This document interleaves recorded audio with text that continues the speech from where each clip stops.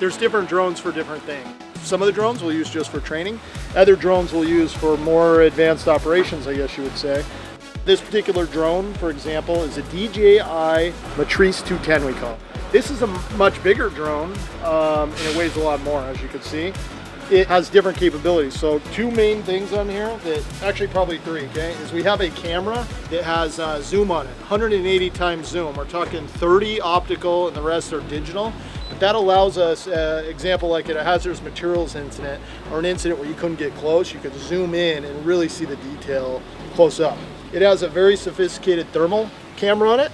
Is very sensitive. So this thermal camera will allow us to see the details after a brush fire.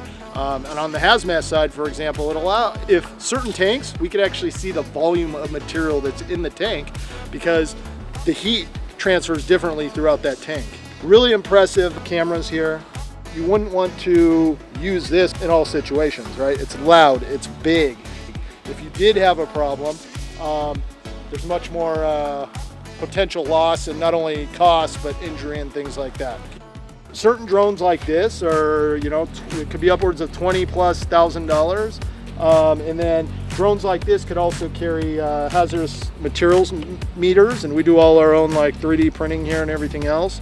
But it allows us to put meters on the drones to send that information back. So really it depends on how it's set up at that time on what it costs.